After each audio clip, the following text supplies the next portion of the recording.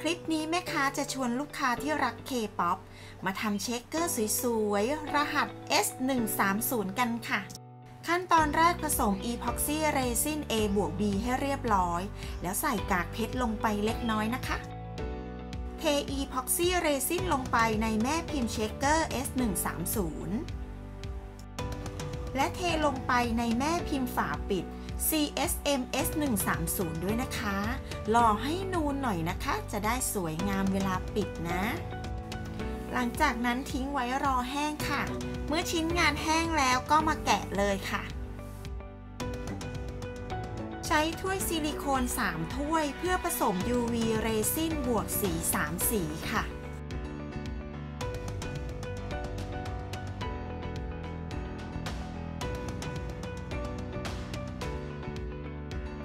ผสม UV เรซินให้เข้ากันกับสีค่ะใช้เครื่องเป่าลมร้อนช่วยไล่ฟองและทำให้ UV เรซินเหลวค่ะจากนั้นค่อยๆใส่ลงไปในช่องที่มีพื้นผิวด้านๆนะคะโดยใส่แบบไล่สีชมพูม่วงฟ้าค่อยๆโปรยกากเพชรลงไปค่ะ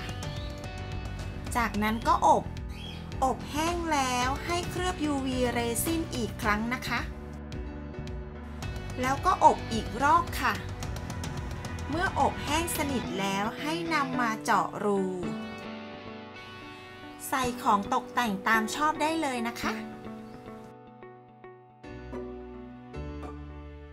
หยอด UV เรซินลงบนขอบเชคเกอร์หยอดให้นูนเล็กน้อยนะคะหลังจากนั้นเกลี่ยให้ทั่วค่ะนำฝา CSM ที่แข็งแล้วมาปิดลงไปนะคะจัดวางให้ตรงนะแล้วก็อบค่ะเท่านี้ก็ได้เชคเกอร์แบบแห้งแล้วแต่ถ้าต้องการใส่น้ำเชคเกอร์ก็บีบใส่ลงไปในรูที่เจาะไว้ได้เลยหลังจากนั้นปิดรูด้วย UV เรซินค่ะแล้วก็อบจน UV เรซินแห้งสนิทเลยนะเท่านี้เราก็ได้ชิ้นงานโลโก้ K-POP สวยๆที่เราชื่นชอบแล้ว